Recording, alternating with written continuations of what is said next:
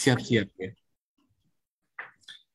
Dan tinggal satu lagi sepertinya dokter ya, eh, Profesor Yang Cipto Prof. Hadi. Cipto Hadi ya. Iya, Tadi coba saya kontak lagi.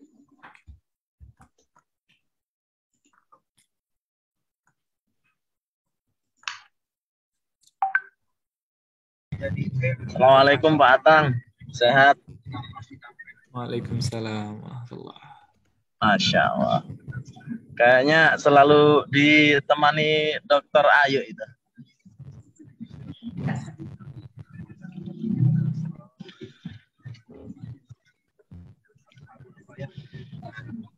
Ngene iki cepet puber aku.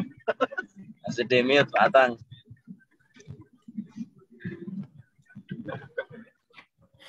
Ya, Apa kabar selanjutnya kita Pak akan Tajudin?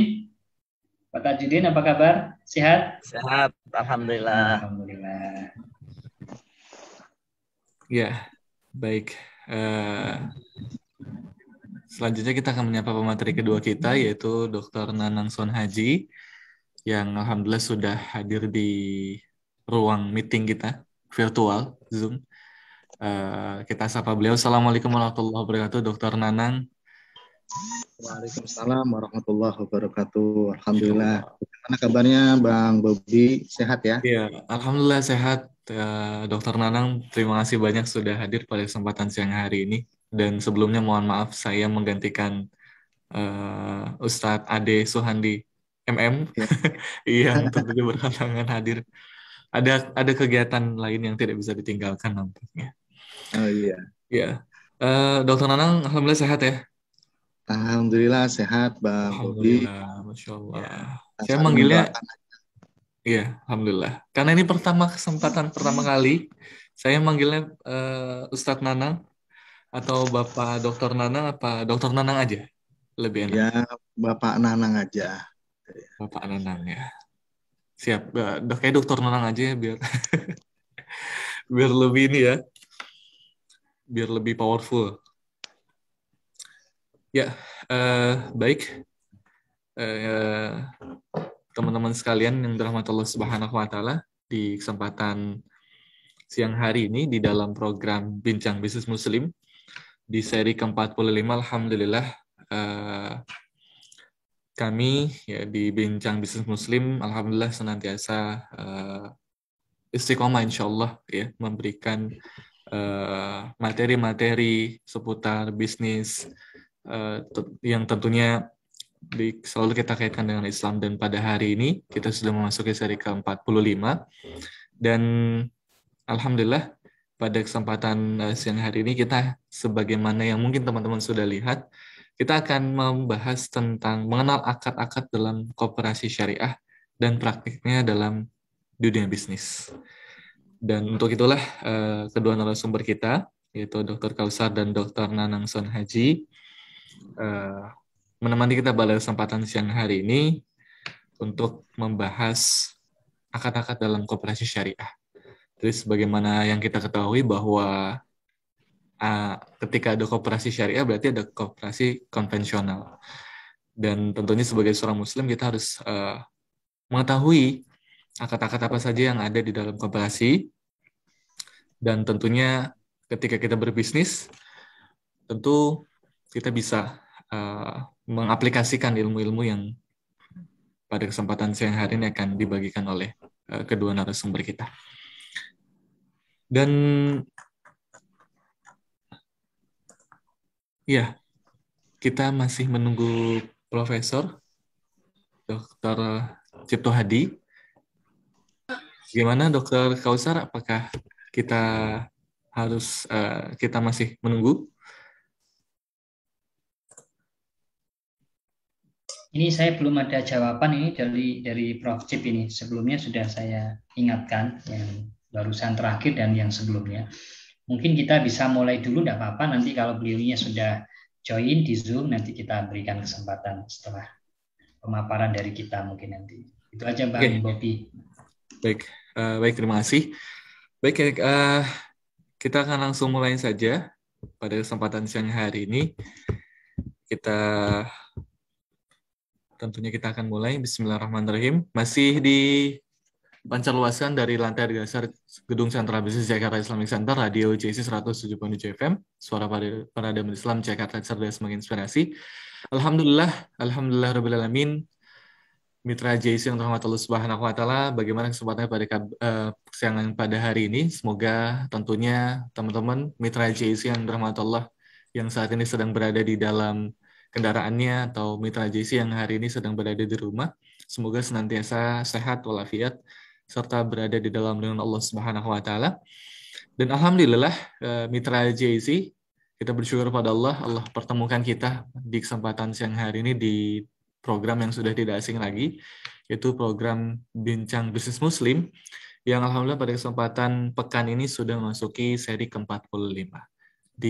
Tentunya ini sudah usia yang cukup matang ya, dan alhamdulillah pada kesempatan siang hari ini kita akan akan bersama dua narasumber yang sudah tidak asing di tengah kita, yaitu Dr. Kausar Riza Salman, MSA, dan juga Dr. Nanang Son Haji, MSc. Yang pada kesempatan siang hari ini alhamdulillah beliau sudah hadir. Dan tentunya Mitra JC, tak lupa salawat serta salam semoga selalu tercurahkan untuk junjungan kita, yaitu baginda Nabi besar Muhammad SAW. Semoga rahmat tetap tercurah kepadanya, keluarganya, sahabatnya, sampai pengikutnya hingga yaumil akhir nanti. Amin ya rabbal alamin. Mitra JC, tentunya di kesempatan siang hari ini kami juga mengingatkan kembali Mitra JC bahwa siaran kami di kesempatan siang hari ini tentunya Mitra JC, untuk Anda yang mungkin ketinggalan nantinya atau tidak sempat dengar, Mitra JC bisa menyaksikan atau mendengar siaran kesempatan pada siang hari ini di Facebook kami, yaitu di Radio JC, atau nanti mungkin Mitra JC bisa mengaksesnya di YouTube, yaitu di Jakarta Islamic Center. Dan tentunya Mitra JC bisa mencari di gelombang yang sama seperti kemarin-kemarin, yaitu di 107.7 FM. Nah, alhamdulillah kedua narasumber kita sudah hadir, yaitu Dr. Kausar Salman dan Dr. Nanang Son Haji. Kita akan sapa beliau kembali, ya, karena sebelumnya tadi kita sudah saling sapa, tapi mungkin Mitra JC tidak melihat. Ya. Assalamualaikum warahmatullahi wabarakatuh, Dr. Kausar Salman. Waalaikumsalam warahmatullahi wabarakatuh, Bang Bobi. Semoga dokter selalu sehat. Ya, alhamdulillah. Amin ya mujibah sailin. Semoga sehat juga Bang Bobi dan Mitra JC semuanya. Alhamdulillah. Ya, tentunya pada kesempatan siang hari ini juga beliau tidak sendiri. Ada satu lagi narasumber kita. Ya beliau tentunya sangat setia menemani program kita pada kesempatan siang hari ini dan memberikan ilmunya kepada kita, yaitu Dr. Nanang Son Haji. Assalamualaikum, Dr. Nanang. Waalaikumsalam warahmatullahi wabarakatuh, Bang Bobi. Semoga selalu sehat. Peserta pada BBM kali ini, ya, pada Pak Atang, kemudian Bang Tajudin, ini ada Ibu Ayu, dan seluruh rekan-rekan yang senantiasa menemani kita ini, Bang Bobi. Alhamdulillah kita ya, bisa konsisten bersilaturahmi. Terima kasih. Ya, alhamdulillah, terima kasih Dr. Nanang, dan juga tentunya assalamualaikum buat teman-teman semua yang hadir di kesempatan siang hari ini. Dan mungkin di beberapa seri 44 saya nggak pernah kelihatan karena ini pertama kali. Ya, semoga menerima saya padanya ya di kesempatan siang hari ini. Dan Mitra JC yang dirahmati Allah serta para peserta Bincang Bisnis Muslim di Zoom meeting kita pada kesempatan siang hari ini, sebagaimana yang kita ketahui bahwa di kesempatan siang hari ini di program Bincang Bisnis Muslim seri ke-45 kita akan membahas tentang mengenal akad-akad dalam koperasi syariah dan praktiknya dalam dunia bisnis. Setelah mungkin sebelumnya kita membahas tentang akad-akad lain ya, seperti syirka, mudharabah, dan lain-lainnya di episode-episode sebelumnya bersama dua narasumber kita dan juga MC kondang kita itu Pak Ade, maka kesempatan siang hari ini kita akan membahas tentang mengenal akad-akad dalam koperasi syariah dan prakteknya dalam dunia bisnis. Seperti apa dan bagaimana penerapannya, dan tentunya kita sudah tidak sabar untuk mendengar pemaparan dari pemateri kita yang sangat luar biasa dari Dr. Kausar dan juga Dr. Nanang Son Haji. Nah, Tapi sebelum itu kita akan ke pemateri pertama yang tentunya pada kesempatan siang hari ini sudah siap, yaitu Dr. Kausar Salman. Silakan Dr. Kausar Salman memberikan pemaparannya kepada kita, dan juga kami ingatkan untuk teman-teman di Zoom juga mungkin bisa menyiapkan pertanyaannya atau menyiapkan bahan diskusi, karena setelah pemaparan yang akan disampaikan oleh kedua pemateri kita akan membuka sesi diskusi agar tentunya materi kita semakin hidup ya, dan juga kita benar-benar bisa meresapi serta mengambil ilmu yang diberikan oleh kedua narasumber kita yang tentunya sangat luar biasa ini. Kepada Dr. Kausar Salman, kami persilahkan. Baik, terima kasih Bang Bobi selaku host pada Bincang Bisnis Muslim pada siang hari ini. Assalamualaikum warahmatullahi wabarakatuh. Alhamdulillah, hamdan katsiran thayyiban mubarakan fi kama yuhibbu rabbuna wa yardha.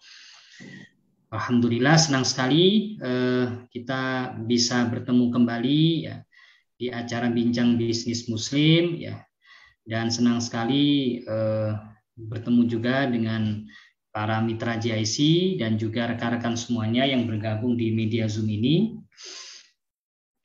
Hari ini kita sudah masuk di episode atau di edisi yang ke-45. Yang akan kita bahas hari ini adalah berkaitan dengan akad-akad dalam koperasi syariah dan juga bagaimana prakteknya dalam dunia bisnis. Bapak Ibu sekalian, mitra GIC, bahwa akad-akad yang sudah kita sampaikan ya beberapa edisi yang sebelumnya ya, itu menjadi dasar kita ya dalam memahami bagaimana implementasi akad-akad itu di dalam koperasi syariah. Ya, kita ketahui bahwa koperasi syariah ini ya tentu koperasi yang dijalankan dengan menggunakan prinsip-prinsip syariah yang acuannya adalah pada fatwa Dewan Syariah Nasional ya, khususnya berkaitan dengan akad yang menaunginya ya harus mengacu kepada fatwa tersebut ya. Sampai sekarang ada 138 ya sampai dengan hari ini ya dalam fatwa DSN. Kemudian juga pedoman pelaksanaan ya untuk koperasi simpan pinjam dan pembiayaan syariah itu juga ada pedomannya. Kemudian juga karena ini merupakan koperasi syariah ya, maka tentu mengacu juga pada standar akuntan syariah. Tapi kita ingin lebih fokus ya ke dalam akad-akadnya ya, akad-akadnya di dalam koperasi syariah. Bapak Ibu sekalian ya, kalau kita lihat ketentuan-ketentuan dasar, kita akan memahami ya bahwa koperasi itu harus menjalankan akadnya sesuai dengan prinsip-prinsip syariah. Banyak sekali prinsip-prinsip syariah yang harus diikuti oleh koperasi syariah ini. Tetapi kaidah asalnya ya berkaitan dengan akad itu adalah al-aslu fil muamalati al-ibahah illa an yadulla dalilun ala tahrimiha. Pada dasarnya semua bentuk muamalah itu boleh ya sampai ada dalil yang melarang. Ya, sehingga para pengurus koperasi syariah ya, harus memperhatikan kaidah fikih ini ya. Ya, berarti tidak boleh ada unsur ribanya, ya tidak boleh ada unsur gorornya, ya atau maisir, spekulasi, ya. Kemudian pembiayaannya juga harus sesuai dengan ketentuan syariah, khususnya berkaitan dengan usaha yang halal. Ya. Jadi kalau dulu ya, Bang Bobi dan Mitra Jin, namanya dulu itu istilahnya koperasi jasa ini ya, koperasi jasa usaha syariah lah kalau tidak salah itu. Kalau sekarang dengan peraturan tahun 2015 ini yang baru, karena dia masuk dalam Kementerian Koperasi ya dan UMKM ya, Berbadan Hukum Koperasi ini ya, itu sekarang nomenklaturnya menjadi koperasi simpan pinjam ya dan pembiayaan syariah. Ya, baik sisi simpanan ya, kemudian pinjaman ya, atau pembiayaannya ya tentu harus sesuai dengan prinsip-prinsip syariah. Tapi yang menarik dari koperasi syariah ini adalah dia punya pilihan ya, Bang Bobi dan Ya. Mitra GIC. Punya pilihan. Ada koperasi yang khusus berkaitan dengan bisnis ya. Berarti dia lebih kepada usaha-usaha yang sifatnya profit oriented gitu. Ya, tapi ada juga koperasi syariah itu selain menjalankan usaha-usaha yang sifatnya profit ya, dia juga menjalankan usaha-usaha yang sifat sosial ya, atau non profit ya, seperti pengelolaan zakat ya, infak, sedekah, wakaf gitu. Itu sehingga koperasi yang jenis yang kedua itu yang dikatakan dengan, atau biasanya kita kenal istilahnya dengan BMT gitu. Baitul Mal wa Tamwil. Jadi ada dua fungsi. Ya, fungsi yang Baitul Mal ya, yaitu untuk mengelola zakat, infak, sedekah ya. Kemudian fungsi yang kedua adalah fungsi tamwil ya. Fungsi tamwil itu berkaitan dengan profit ya, ada di situ simpanan, ada di situ pembiayaan yang berbasis syariah. Ya, tentu kalau kita melihat koperasi syariah ini masuk dalam industri apa sih ya, gitu. Ya, tentu dia masuk ke industri keuangan non bank ya, IKNB ya. Dan dia kalau melihat pada pangsa pasarnya ya, karena pangsa pasarnya BMT ini ya, anggota-anggotanya itu ya bisa pribadi ya, bisa juga lembaga ya. Tapi yang tentu pembiayaannya dan simpanannya dia lebih mirip karakteristiknya dengan koperasi ya, karena di situ ada simpanan pokok, ada simpanan wajib ya, ada simpanan sukarela. Tapi dalam melakukan pembiayaannya ya, tentu dalam simpanannya juga nggak ada unsur bunganya ya, nggak ada unsur bunganya. Tapi dalam pembiayaannya ya mirip seperti perbankan syariah. Di situ ada murabahah, di situ ada istilah salam, ada istilah istisna, dan karena koperasi misalnya, kalau koperasinya itu berlokasi di desa ya, mungkin akad salam di situ kental sekali ya. Seperti koperasi unit desa itulah dulunya itu. Ya, ini ya sebetulnya kalau secara fungsi ya sama ya. Jadi lembaga intermediasi ya, intermediary institution. Jadi dia menerima dana dari pihak yang surplus ya, kemudian disalurkan kembali kepada pihak yang kekurangan, kepada masyarakat yang membutuhkan. Nah, baik dengan menggunakan fasilitas pinjam meminjam yang akadnya itu adalah akad qard, atau dengan menggunakan fasilitas pembiayaan. Bisa pembiayaan jual beli, ya, murabahah atau salam bagi produk pertanian, atau mungkin misalnya ijaroh, sewa sewa menyewa ya, dan seterusnya. Dan tidak boleh yang dikenakan ya, atau koperasi itu mengenakan bunga dari kegiatan usahanya, tetapi harus berdasarkan pada prinsip syariah yang sudah kita kaji kemarin ya.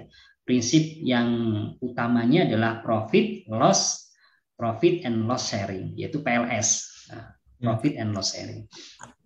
Itu mungkin pendahuluan dari saya, Bang Bobi. Nanti bisa kita lanjutkan ya pada bahasan selanjutnya. Saya kembalikan dulu ke Bang Bobi. Ya, Masya Allah, Alhamdulillah. Mitra Jason rahmatullah subhanahu wa ta'ala. Jadi sebagaimana yang tentunya sudah dipaparkan oleh pemateri kita tentang akad-akad dalam koperasi syariah, tentu koperasi syariah berarti intinya adalah berbeda dengan bank yang jelas tentu tidak ada ribanya, Ustaz ya Dr. Kausar, dan tentu ini semakin menarik ya untuk sama-sama kita bincangkan tentunya Mitra JC dan juga teman-teman yang ada di dalam Zoom meeting kita pada kesempatan siang hari ini.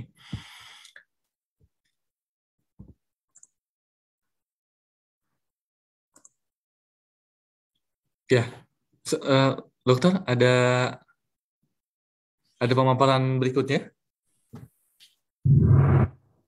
Baik, atau mungkin selanjutnya bisa dilanjutkan oleh Dr. Nana, nanti kita bergantian seperti semacam itu, mungkin Bang Bobi. Ya, baik. Terima kasih Dr. Kausar dan Mitra Jason rahmatullah subhanahu wa ta'ala. Ya, tadi kita sudah mendengar pemaparan pendahuluan yang telah disampaikan oleh Dr. Kausar, dan berikutnya kita akan mendengarkan pemaparan dari Dr. Nanang Son Haji berkaitan dengan akad-akad dalam koperasi syariah dan prakteknya dalam bisnis. Untuk itu kepada Dr. Nanang Sun Haji kami persilakan.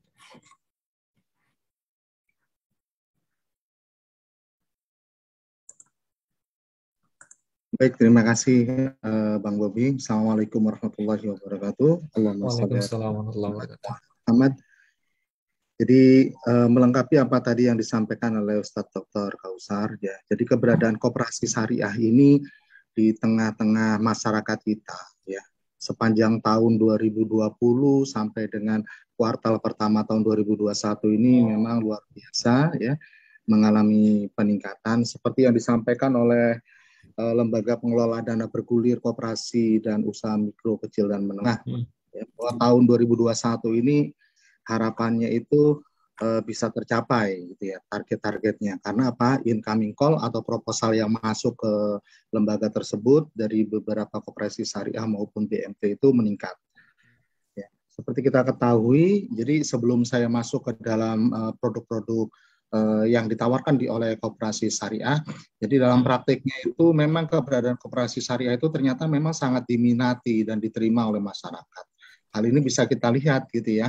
Jadi realisasi pembiayaan dulu di tahun 2020, 1 tahun yang lalu, itu jumlahnya mencapai hampir 854,65 miliar ya. Data ini diperoleh dari Lembaga Pengelola Dana Bergulir atau disebut dengan LPDB KUMKM. Tahun 2020 itu meningkat atau setara dengan 102%.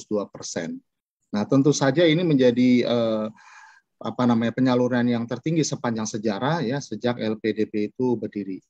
Nah, mengapa demikian? Karena koperasi syariah ini unik. Uniknya itu bagaimana antar komunitas, antar koperasi itu mereka saling mengenal.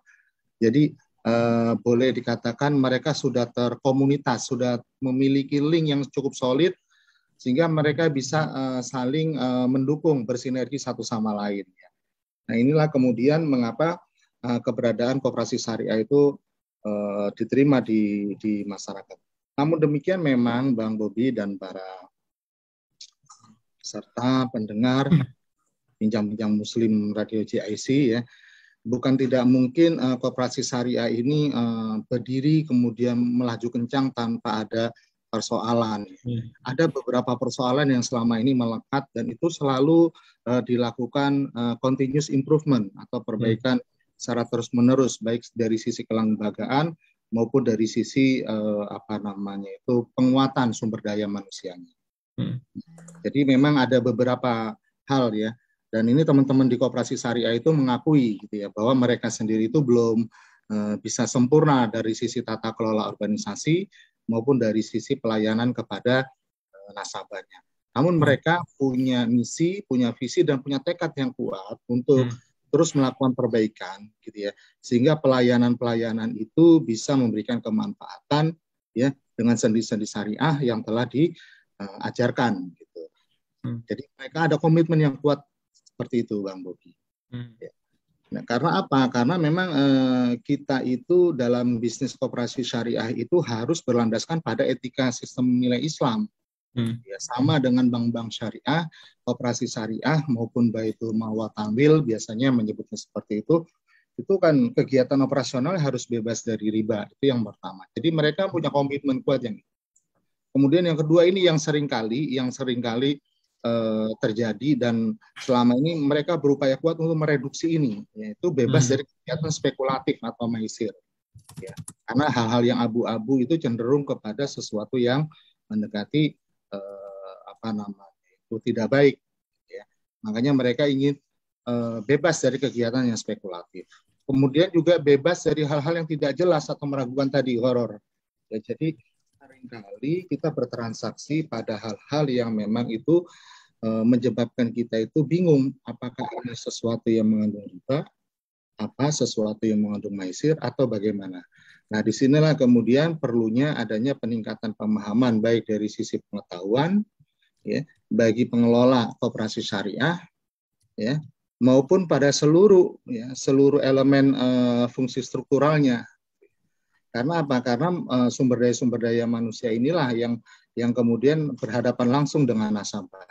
Kalau mereka pengetahuannya itu tidak kita berikan bekal yang mumpuni, maka nanti akan membingungkan nasabah, dan nasabah nanti akan terpikir pada sesuatu yang sifatnya maisir atau gharar. Yang keempat, mereka berusaha ya berprinsip keadilan. Artinya keadilan itu seperti ini. Mereka akan memberikan kebaikan itu tidak hanya bagi dirinya dan bagi kelompok usahanya dalam hal koperasinya, tetapi kebaikan itu juga diberikan kepada nasabah. Dan yang terakhir, tentu saja mereka berkomitmen kuat hanya untuk membiayai kegiatan usaha yang halal, yang patuh secara hukum. Nah, yang paling penting adalah ada hal celah yang bisa dilakukan oleh teman-teman di koperasi syariah. Koperasi syariah ini lebih fleksibel sebenarnya karena dia bermainnya itu sebenarnya pada konsumen atau pasar UMKM, usaha kecil, mikro, dan menengah. Nah, dalam kondisi seperti saat ini, Bang Bobi, pandemi ya, COVID seperti ini, saya melihat bahwa UMKM itu bukan berarti tidak terpukul secara ekonomi usahanya. Mereka terpukul, banyak juga yang jatuh, tetapi mereka cepat bangkit. Mereka cepat bangkit. Kenapa demikian? Karena modal usaha mereka juga tidak terlalu besar. Sehingga perputaran persediaannya, perputaran usahanya itu juga relatif lebih cepat. Mereka banyak berkontribusi pada usaha-usaha sektor real ya, pada perdagangan, sektor-sektor produk-produk konsumsi ini yang jauh lebih tahan ketika dalam kondisi seperti saat ini. Berbeda sekali kalau dengan perusahaan-perusahaan yang memiliki ruang lingkup yang besar. Mereka sekali kena pukul dengan kondisi seperti pandemi seperti ini, mereka susah untuk bangunnya. Ya, karena apa? Karena pinjamannya pun juga besar, gitu ya. Angsuran pinjamannya pun juga besar. Berbeda dengan di sektor UMKM. Itulah mengapa koperasi syariah sampai dengan saat ini masih tumbuh dengan baik. Mungkin itu Bang Bobi sebagai pengantar awal bagaimana praktik koperasi syariah dan perkembangannya sampai dengan kuartal pertama tahun 2021. Terima kasih, saya kembalikan ke Bang Bobi. Ya baik, terima kasih Dr. Nanang Son Haji, bahwa tentunya Mitra Haji yang dirahmati Allah Subhanahu wa Ta'ala, koperasi syariah ini tentu bisa menjadi sebuah opsi pilihan buat kita, ya, tentunya para UKM yang tentu ingin menjalankan bisnis dengan mencari Allah Subhanahu wa Ta'ala dengan tentunya tidak menyalahi syariat dalam bisnis, tidak mengandung gharar, tidak mengandung riba, maka tentunya koperasi syariah ini bisa menjadi sebuah opsi atau pilihan buat kita agar usaha kita tetap jalan. Apalagi sebagaimana yang dijelaskan oleh Dr. Nanang, ya, bahwa saya memang pada kesempatan kali ini pandemi menimpa kita, UMKM juga tentunya terpukul ya, dan tentu adanya koperasi syariah ini menjadi sebuah solusi buat kita yang tentunya berbisnis agar tentu kita memiliki istilahnya itu bantuan ya, bantuan dana atau hal lainnya yang dapat membantu usaha kita agar bisa terus berputar dan bergerak. Nah, alhamdulillah Profesor Cipto Hadi sudah hadir pada kesempatan siang hari ini dalam ruang bicara kita atau ruang virtual kita. Dan tentunya mungkin Profesor Cipto Hadi, Assalamualaikum. Kita akan langsung sapa beliau terlebih dahulu sebelum nanti kita akan melanjutkan pembicaraan kita atau diskusi kita. Assalamualaikum, Prof. Lagi ngajar saya. Tunggu.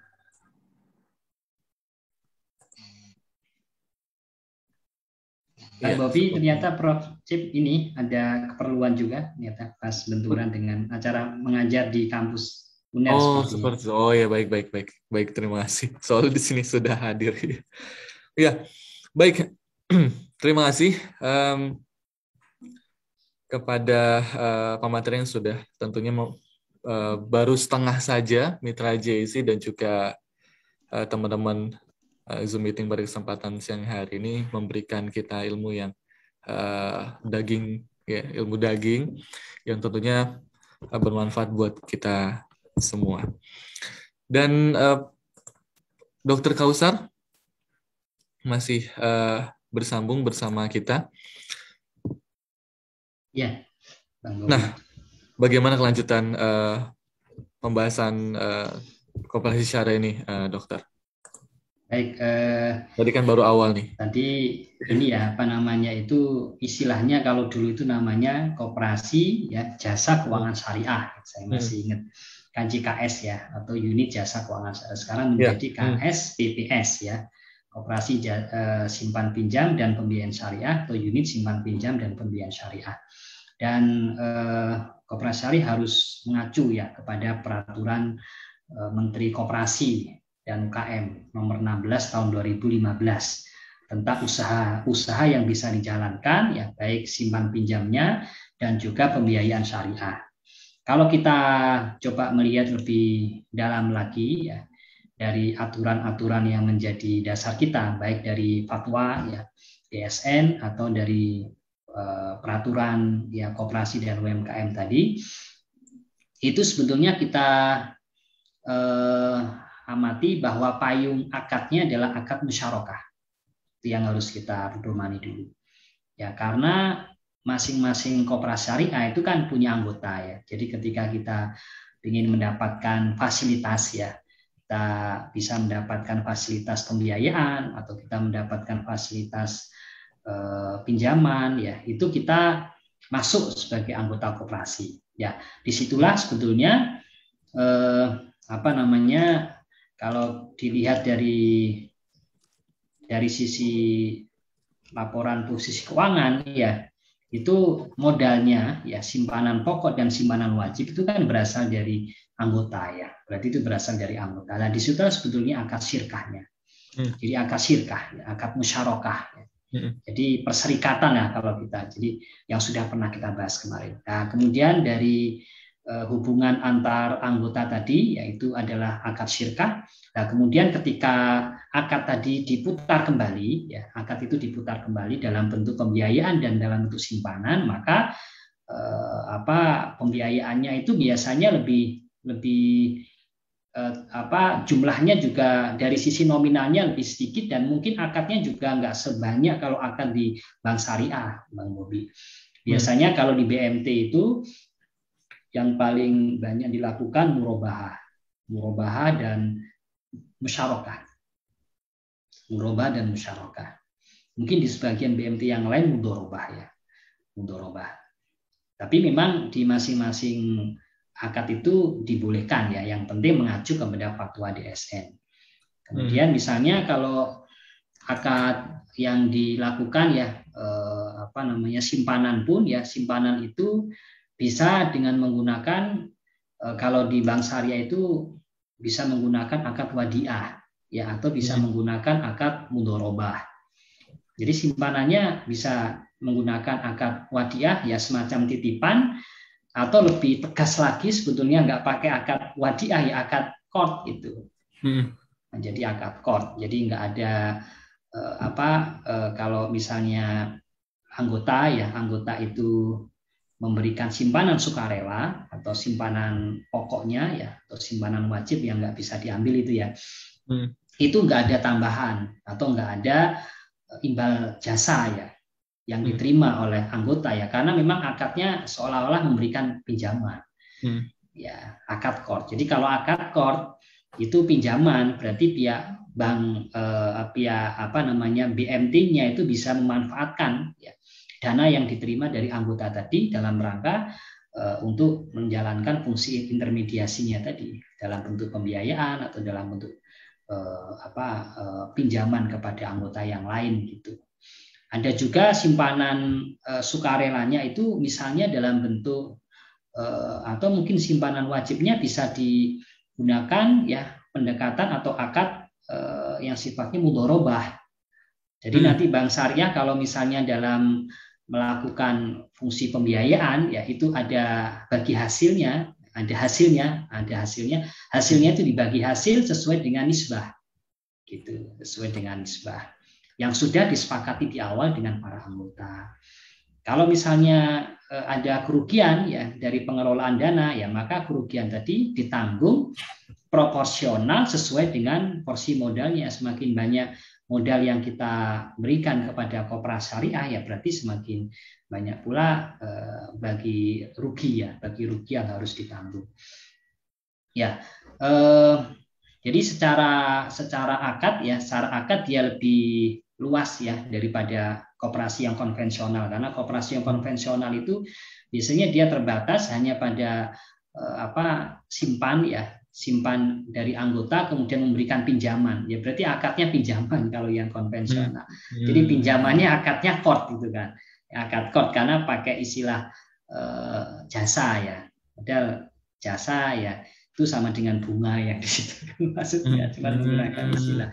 Jasa itu akad simpan pinjam gitu. Nggak ada akad pembiayaan syariah kalau di koperasi konvensional. Jadi lebih kepada akad memberikan utang piutang. Ya, jadi akadnya lebih ke ke simpan pinjamnya. Tapi kalau di koperasi syariah ada juga akad jual beli. Gitu, Bang. Akad jual beli. Jadi, akad jual beli juga ada selain akad yang tadi sifatnya memberikan modal kerja ya, memberikan modal kerja kepada anggota yang lain gitu. Misalnya dengan menggunakan akad musyarakah. Jadi pihak anggota koperasi sudah punya usaha ya atau akan menjalankan usaha baru, tapi mereka juga harus andil juga dalam modal. Ya, misalnya modal dari anggota 40%, kemudian modal dari koperasi ditambahkan 60%, itu dicampur jadi satu modalnya. Itu namanya akad musyarakah. Ya, bisa juga koperasi syariah misalnya memberikan fasilitas pembiayaan jual beli ya kepada anggota. Jadi dalam konteks jual beli ya kita kembali kepada fatwa DSN nomor 4 tahun 2000. Ya, seperti apa prakteknya? Itu bank syariah itu sebagai penjual. Ya, jadi akad jual beli nih. Ya misalnya anggota itu pengen barang ya sesuai dengan kebutuhannya, pesan barang lah ke koperasi atau ke BMT. Ya.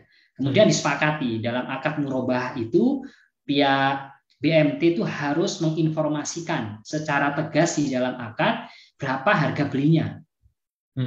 Ya, biasanya kalau kita jual beli kan pembeli nggak perlu tahu gitu ya harga beli barang kita. Tapi dalam akad murabah pembeli harus tahu. Berarti penjual harus menyampaikan dalam akadnya itu cost-nya berapa sih harga perolehannya. Kemudian marginnya berapa. Ketemu harga jual ya kemudian diangsur berapa tahun sesuai dengan waktu yang disepakati. Dan kebijakan masing-masing BMT bisa berbeda terkait dengan uang muka. Misalnya ada uang mukanya 30%, ada yang uang mukanya 20%. Prinsipnya akad murabah itu adalah akad di mana bank Baitul Mal ini berfungsi sebagai penjual, dia menginformasikan harga belinya kepada anggota ya dengan harga jual tertentu ya ditambah dengan margin ya, kemudian masa pembayarannya berapa kali ya. Nah, itu disepakati angsuran per bulannya berapa misalnya.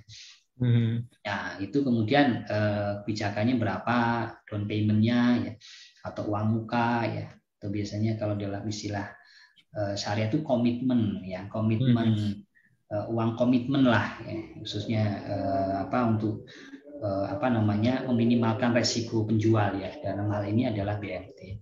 Itu jadi itu mungkin Bang Bobi yang bisa saya sampaikan terkait dengan akad. Masya Allah. Terima kasih Dr. Kausar, ya, bahwasannya berarti koperasi syariah ini lebih luas, dokter ya, lebih luas dibandingkan koperasi konvensional yang istilahnya itu hanya satu pakem aja gitu istilahnya. Tapi kalau misalkan koperasi syariah itu ada berbagai macam akad, ya, ada akad musyarakah, ada akad jual beli yang tentunya ini lebih fleksibel dan tentunya melihat kemampuan dari anggota yang tentunya tergabung di dalam koperasi syariah tersebut, Ustaz ya. Nah, terima kasih Dr. Kausar. Baik, selanjutnya kita akan melanjutkan kembali bincang kita dengan Dr. Nanang Sonhaji.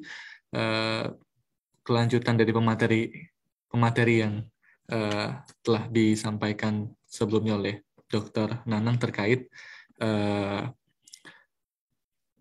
efektivitas atau pengaplikasian koperasi syariah dalam praktek bisnis. Silakan, Dr. Nanang. Ya, terima kasih Bang Bobi ya. Jadi menyambung tadi dari yang sudah dijelaskan. Jadi memang pada umumnya ini Bang Bobi ya, yang paling banyak itu dari sekian banyak produk-produk syariah yang tadi disebutkan oleh Ustadz Dr. Kausar ya, koperasi syariah atau BMT yang sekarang ini praktik di Indonesia itu lebih banyak pada produk-produk yang sifatnya akad musyarakah dan akad murabahah. Ya, padahal sebenarnya ada peluang-peluang lagi ya produk-produk dengan akad salam gitu ya, dengan akad istisna itu diperbolehkan karena apa? Karena koperasi syariah sendiri sudah memiliki payung hukum. Jadi koperasi ini merupakan lembaga keuangan non-bank. Jadi mungkin ada yang bertanya begitu ya, produknya kok hampir sama ini dengan produknya bank-bank syariah. Ya. Ya memang boleh sama gitu ya. Namun yang membedakan itu nanti pada ruang lingkup dan skop pembiayaannya, mungkin seperti itu. Karena nanti bergantung kepada kekuatan modal yang dimiliki oleh koperasi. Kalau bank-bank syariah kan kekuatan modalnya jauh lebih besar daripada koperasi. Ya, jadi dari sisi produk ini yang perlu kita pahami itu memang akadnya sama. Ya. Namun yang membedakan adalah pada klaster konsumen atau besarnya ruang lingkup pembiayaan yang bisa di-cover, ya, yang bisa dipenuhi. Itu Bang Bobi.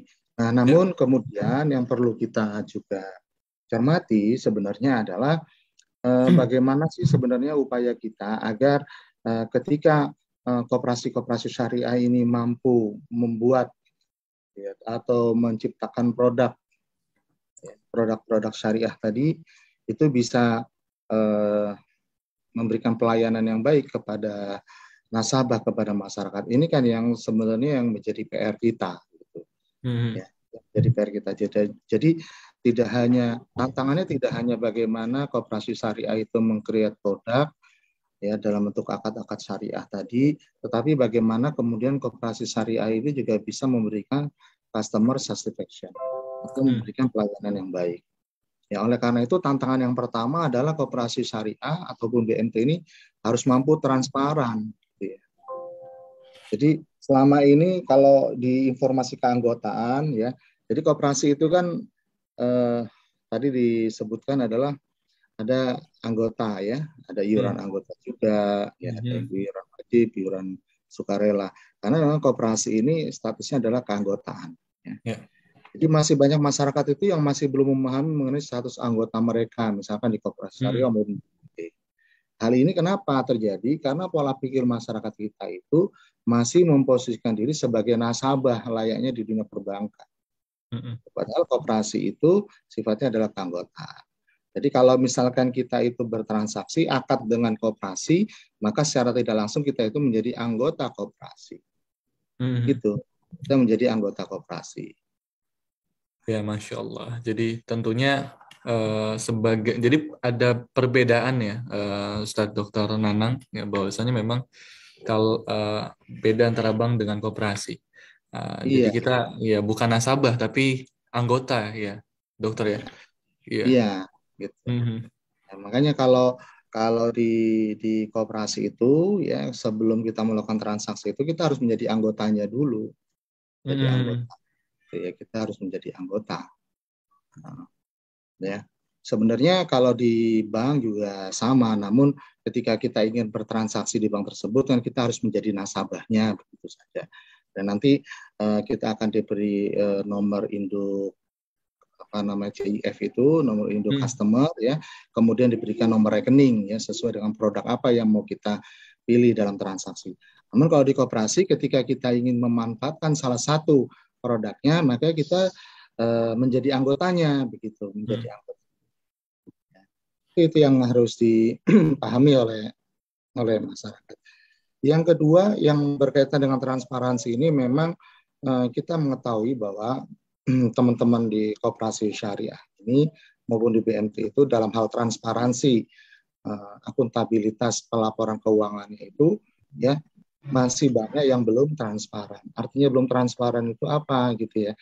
Artinya apa? Mereka itu beberapa masih belum mampu menyajikan laporan keuangan yang informatif kepada anggotanya. Tapi kalau di bank perbankan karena itu merupakan suatu persyaratan ya, kewajiban ya, dan itu merupakan salah satu bentuk tata kelola GCG dari perbankan yang baik, maka dia wajib Tapi kalau misalkan itu sudah masuk ke dalam perbankan yang terbuka atau go public, maka itu harus dilaporkan laporan keuangan tahunannya. Nah, inilah yang menjadi tantangan kita. Bagaimana kemudian kita bisa mensupport teman-teman di koperasi syariah, ya, terutama ini koperasi-koperasi syariah yang masih baru tumbuh, ya, yang ruang lingkupnya memang masih kecil. Ini perlu pembinaan, ya, perlu bimbingan dalam hal apa? Dalam hal bagaimana membuat laporan keuangan yang akuntabel, yang informatif, sehingga ini mencerminkan suatu pertanggungjawaban kepada anggotanya. Ya. Jadi kalau anggotanya itu memperoleh informasi yang sangat informatif, Bang Bobi, gitu, maka anggota ini merasa yakin dan merasa senang menjadi bagian anggota dari koperasi tersebut. Namun kalau misalkan koperasi tersebut tidak bisa memberikan informasi yang informatif, maka yang terjadi adalah apa? Yaitu anggota akan merasa tidak dilibatkan. Informasi yang dia inginkan ditutup-tutupin. Nah, ini akan menjadi sesuatu hal yang nanti cenderung gitu ya, melenceng dari kaidah syariah yang tadi kita sudah sebutkan, yaitu menghindari sesuatu yang maisir dan horor. Itu mungkin Bang Bobi yang perlu gitu ya, sama-sama mari kita ajak teman-teman koperasi syariah, baik mereka yang baru tumbuh maupun yang sekarang sudah berlari cepat, untuk saling bersinergi, ya, meningkatkan transparansinya kepada anggota. Iya, Masya Allah. Terima kasih Ustadz Dr. Nanang Son Haji atas pemaparan materinya, bahwa untuk kita semua mitra JC yang mungkin punya koperasi syariah atau mungkin tergabung di dalam koperasi syariah, bahwa ya tentu transparansi ini sangat penting sekali, dan keterlibatan antara anggota juga perlu untuk sama-sama dilibatkan agar tentu tercipta suasana yang dimana koperasi itu tumbuh, ya, atau ada, karena memang tujuan koperasi adalah untuk saling bersinergi, bahu-membahu membantu untuk masing-masing anggotanya. Kebetulan kemarin saya juga membaca beberapa artikel bahwa memang koperasi ini, koperasi konve ya, lebih tepatnya, waktu itu kan kita belum mengenal koperasi pada saat itu. Jadi saya lupa itu siapa yang diriin koperasi pertama itu konvensional. Tapi istilahnya memang adanya koperasi ini adalah memang tujuannya untuk membantu masyarakat untuk mengembangkan usahanya. Karena kalau misalkan minjem ke bank kan bunganya besar, ya, dan banyak sekali aturan-aturan dan lain-lainnya. Dan terlebih ini juga adalah koperasi syariah dan beda dengan konvensional, maka ya tentu ini menjadi sebuah solusi bagi setiap muslim, ya, untuk kita semua yang tentunya sedang melakukan usaha atau sebagai pelaku usaha berkaitan dengan koperasi syariah, ya tentu bisa menjalankan akadnya dengan akad yang benar-benar syar'i, ya, dan sesuai dengan akad-akad keislaman. Baik, alhamdulillah sudah ada beberapa pertanyaan yang masuk di chat kita. Kita akan langsung bacakan saja. Yang pertama ada dari Moko di Bandung. Mau tanya langsung kepada Dr. Salman.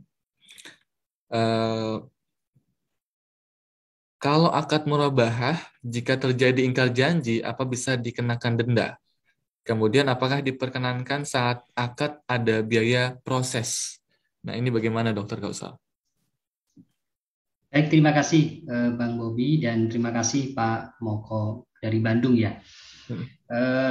Berkaitan dengan akad murabahah, di sini posisi PMT ya sebagai penjual, ya. Misalnya jika ada ingkar janji dari pembeli, apakah bisa dikenakan denda? Saya melihatnya denda itu, meskipun ada sebagian rekan-rekan kita ya di sebagian ahli ekonomi syariah itu membolehkan denda dalam rangka ta'zir, biasanya gitu. Ta'zir itu artinya untuk pendidikan, ya, mendidik pembeli, ya, atau anggota, ya, membayar secara rutin, ya, sesuai dengan yang sudah disepakati. Dan kemudian dibolehkan, ya, dari pandangan mereka itu, ya, karena memang ada sesuatu yang menyebabkan itu, gitu. Tapi menurut saya ya kalau dikenakan denda ini kita mesti harus hati-hati ya, Bang Pak Mukong ya, harus hati-hati. Lebih baik bisa dicarikan alternatif yang lain gitu. Misalnya jika ingkar janji dalam waktu 3 bulan nggak mampu bayar, ya kemudian barang tadi ya bisa dijual ya bisa dijual oleh BMT. Misalnya jika sampai 3 kali tidak mampu melakukan pembayaran gitu. Bisa juga dengan menggunakan klausul itu. Yang penting klausulnya itu sedapat mungkin jangan menggunakan prinsip-prinsip denda dan seterusnya lah ya, apalagi bunga ya. Ya itu sih menurut saya. Di sebagian BMT teman-teman yang saya amati ya, seperti BMT-nya beberapa rekan saya itu tidak mengenakan denda, itu bagus ya. Bagus menurut saya, dan bisa dipraktekkan ternyata, nggak harus dengan denda. Itu alternatif terakhir itu kalau menurut saya. Kemudian yang kedua, kemudian apakah diperkenankan saat akad ada biaya proses ya? Dalam akad murabah itu kan akad yang di situ ya menjelaskan harga beli kepada pembeli ya. Biasanya sih kalau proses misalnya ya balik nama dan seterusnya itu memang biaya proses itu dibebankan kepada pembeli, dan itu tidak masalah, yang penting disampaikan dalam akad biaya proses ya. Biasanya pembeli memang karena dia yang punya kepentingan di situ ya. Jikalaupun misalnya ada pembagian biaya proses ya, dan itu disepakati dalam akad, itu saya pikir masuk dalam keumuman ya, syarat-syarat itu juga boleh gitu.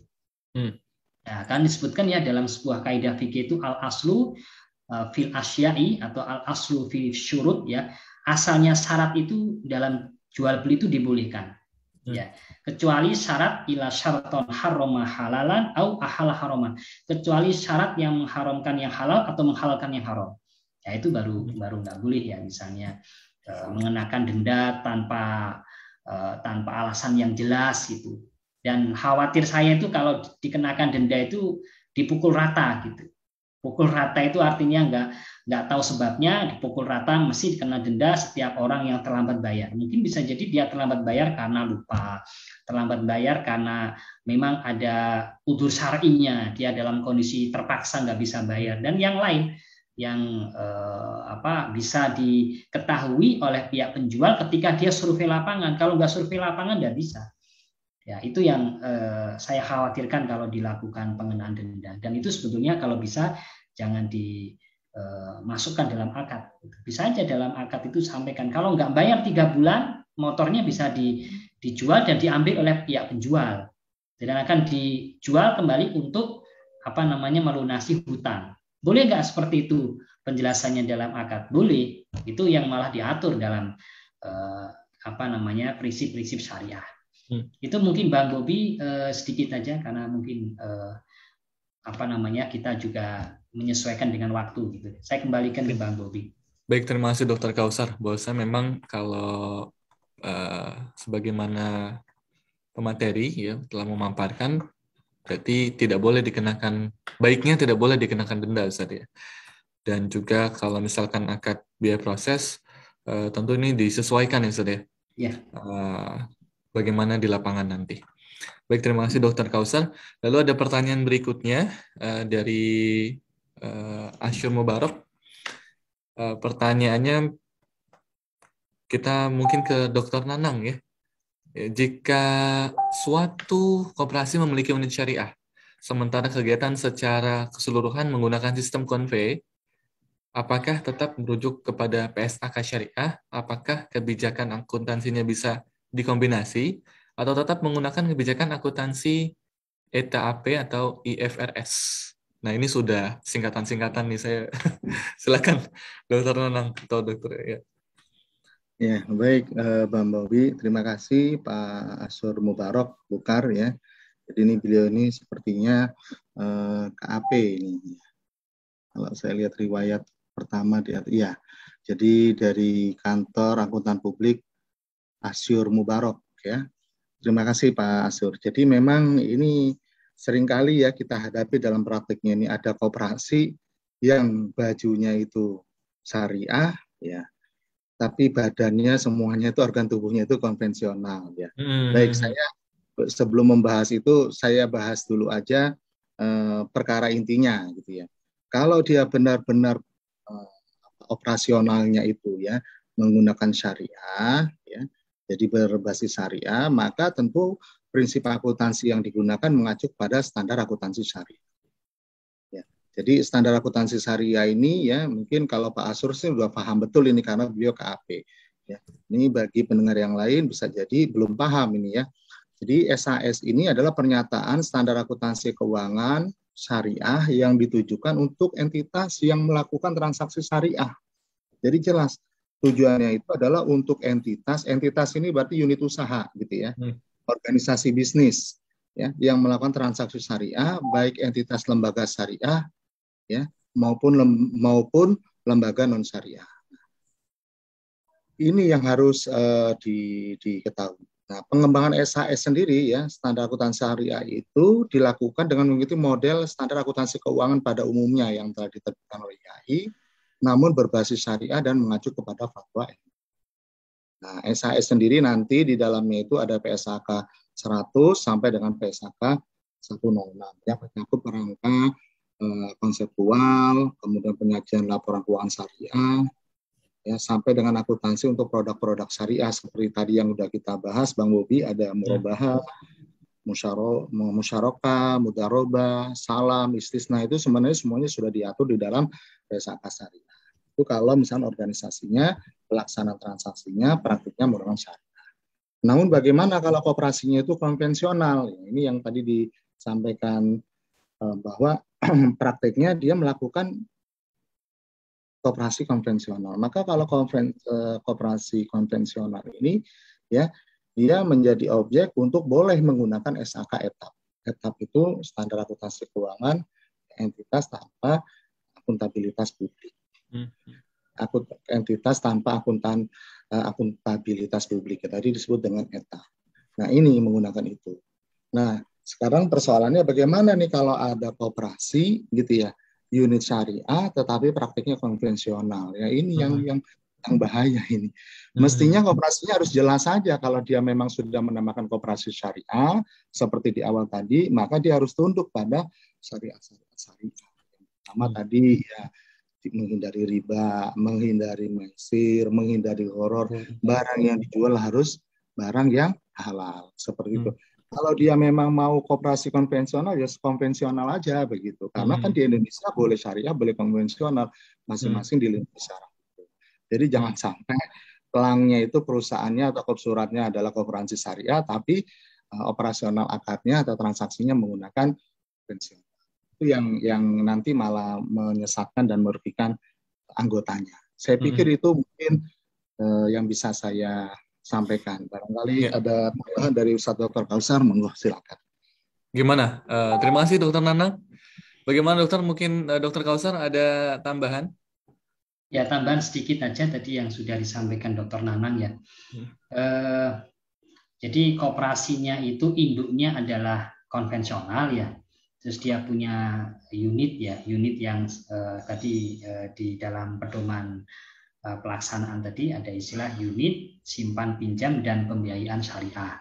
Terus apakah menggunakan PSAK syariah ya, tadi sudah disampaikan ya oleh Dr. Nanang bahwa unit usaha syariahnya itu dalam pencatatannya ya, pencatatan sampai dengan penyusunan laporan keuangan unit usahanya itu mengacunya ke PSAK syariah. Ya, baik itu standar akuntansi syariah PSAK 102 tentang murabahah sampai dengan PSAK 107 tentang ijaroh. Itu kalau memang ada yang ada sewa menyewa gitu, yang ada akad ijaroh ya berarti sampai di situ. Nah, kemudian ketika dikonsolidasikan ya, misalnya ketika dikonsolidasikan maka ya biasanya kalau prakteknya ya dana sirkah temporer yang ada ya seperti misalnya pembiayaan mudharabah ya, unit usahanya melakukan melakukan pembiayaan mudharabah musyarakah, itu nanti dimasukkan ke liabilitas. dimasukkan ke bagian istilahnya itu kewajiban gitu, Bang Bobi. Ya, prakteknya seperti itu. Meskipun di dalam apa namanya itu laporan konsolidasinya ya itu memang nanti tidak bisa tampak ini posisi secara jelas dana sirkah temporernya gitu. Ya sama seperti kalau bank umum konvensional ya dia punya unit usaha syariah gitu. Modelnya seperti itu. Ya, tapi mestinya harusnya naik kelas seperti yang disampaikan dokter. Naik kelas lah yang unit usaha syariah ya, sehingga nanti yang induknya juga ya, yang pusatnya juga koperasinya syariah. Kalau dia punya unit usaha syariah nanti insya Allah bisa naik kelas menjadi koperasi simpan pinjam dan pembiayaan syariah. Sehingga nanti laporan keuangannya ya memang betul-betul mengacu kepada PSAK syariah. Mungkin itu Bang Bobi tambahan dari saya. Baik, terima kasih Dr. Kausar dan Dr. Nanang Son Haji bahwa tentunya ya ini menjadi sebuah problem kita bahwa ya depannya syariah tapi belakangnya ada konflik-konfliknya gitu ya. Tentu ini menjadi ketidakjelasan dari awal. Maka tentu pesan buat kita semua atau mungkin yang tergabung dalam koperasi berbagai koperasi dan terutama koperasi syariah ya tentu harus sesuai ini dengan sampul yang telah kita pilih ya. Mau syariah maka semuanya syariah semuanya. Mau konve ya tentu konve aja semuanya. Tapi kita sebagai seorang muslim tentunya mencari yang aman dan mencari yang berkah yaitu syariah. Baik, nampaknya kita sudah berada di ujung program pada kesempatan siang hari ini. Dan tentunya tanpa terasa ya kita sudah sebentar lagi memasuki waktu asar. Di sini sudah tarahim. Nah, sebelum kita menutup perjumpaan kita di kesempatan siang hari ini, adakah pesan atau garis benang merah yang tentunya ingin Dr. Kausar Sarman dan juga Dr. Nanang Son Haji yang ingin disampaikan? Sebagai closing statement, mungkin Dr. Kausar terlebih dahulu.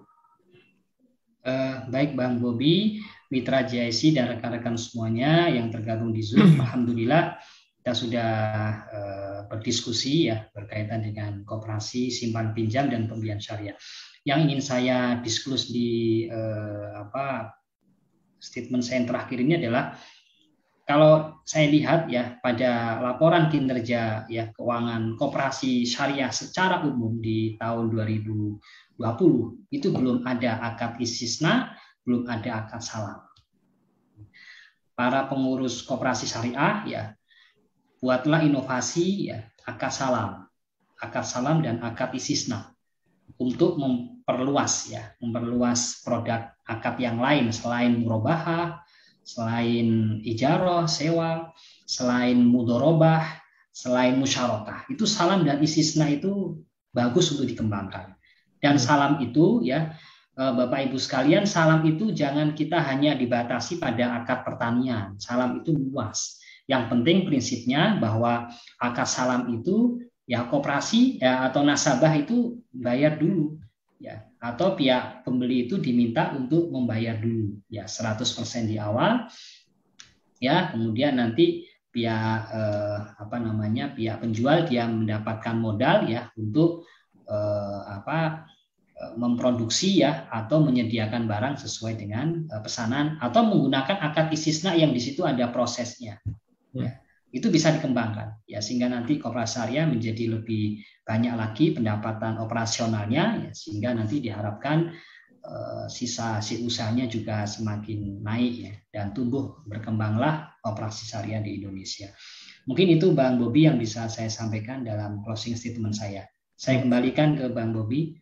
Baik, terima kasih Dr. Kausar Sarman telah memberikan closing statement-nya dan mungkin Dr. Nanang Son Haji yang memberikan kesimpulan atau closing statement sebelum kita menutup program kita di kesempatan hari ini di Bincang Bisnis Muslim. Silakan Dr. Nanang. Baik, terima kasih Bang Bobi. Dan sebagai closing statement, yang pertama adalah saya merasa senang gitu ya dan terus mensupport hadirnya koperasi syariah ya, karena telah terbukti menjadi mitra strategis bagi anggotanya, ya, baik itu dalam pembiayaan yang berbasis syariah, ya, maupun bagaimana kemudian koperasi syariah itu bisa menjadi mitra strategis bagi usaha-usaha di level mikro dan kecil, ya, bagi para pelaku usaha. Dan yang kedua, ya, saya mengajak dan mendukung para praktisi, akademisi, ya, untuk bisa memberikan supporting, ya, bagi peningkatan sumber daya manusia teman-teman di koperasi syariah sehingga mereka menjadi lebih profesional dan mereka mampu menyajikan laporan keuangan yang lebih akuntabel dan transparan. Itu mungkin Bang Bobi, ya, sebagai closing statement saya. Terima kasih. Baik, terima kasih Dr. Nanang Sonhaji dan Dr. Kausar Salman yang tentunya sudah berkenan hadir di dalam program Bincang Bisnis Muslim kita pada kesempatan siang hari ini. Dan juga kami ucapkan terima kasih banyak untuk teman-teman di Zoom meeting, juga Mitra JC yang rahmatullah yang sudah menyaksikan kami. Dan tentunya Mitra JC, untuk Anda yang mungkin nanti ketinggalan ya materi ini atau pemaparan ini, Mitra JC bisa langsung menyaksikannya di Facebook kami di Radio JC atau di YouTube kami di Jakarta Islamic Center. Dan mohon maaf bagi yang mungkin bertanya tapi tidak bisa kami bacakan karena terbatas dengan waktu. Tentunya sekali lagi semoga perjumpaan kita di kesempatan siang hari ini menjelang sore membawa manfaat dan membawa keberkahan buat kita semua. Dan tentunya kita sebagai pelaku usaha atau pelaku bisnis, tentunya seiring waktu berjalan dan seiring materi yang diberikan oleh narasumber kita terkait dengan bisnis syar'i, kita bisa terapkan dan kita bisa aplikasikan sehingga bisnis kita bukan hanya menghasilkan rupiah, tapi juga berkah. Ya. Baik, terima kasih banyak untuk Mitra JC yang sudah bergabung. Sekali lagi kami ucapkan terima kasih banyak untuk Dr. Kausar Salman dan Dr. Nanang Sonhaji yang sudah memberikan materinya di kesempatan siang hari ini.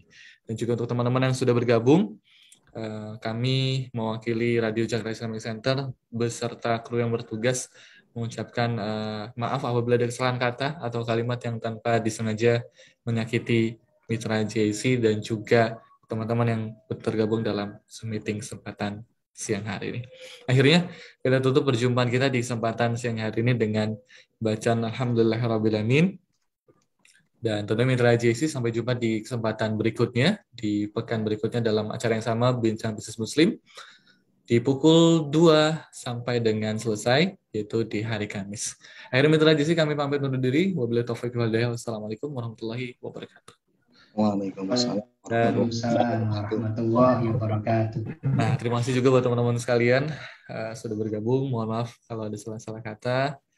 Dan nanti tentunya kalau misalkan teman-teman butuh mendengar lagi materinya, nanti tinggal di YouTube ya, di Jakarta Islamic Center, nanti di sana insya Allah ada Bincang Bisnis Muslim seri ke-45. Terima kasih teman-teman. Wassalamualaikum warahmatullahi wabarakatuh. Dr. Kausar, Dr. Nanang Sonhaji, mohon maaf apabila saya ada salah-salah kata atau kalimat selagi mendampingi dokter-dokter sekalian. Ini saya masih benar-benar mahasiswa, bukan bukan sekelas Pak Ade ya, Masya Allah. Mohon maaf kalau ada salah-salahnya, Ustadz. Ya, sama-sama Bang Bobi. Insya Allah bisa dilanjutkan lagi nanti di pertemuan yang akan datang, Insya Allah. Insya Allah Ustadz. Terima kasih banyak Ustadz. Ya, sama-sama. Ya, kalau gitu kita langsung live-kan saja, Pak. Gimana kita langsung akhir ya? Ya, baik, bisa terima kasih. Bang Bobi. Mohon maaf. Ya, sami-sami. Semoga semuanya sehat sama-sama. selalu. Assalamualaikum warahmatullahi wabarakatuh. Waalaikumsalam warahmatullahi wabarakatuh.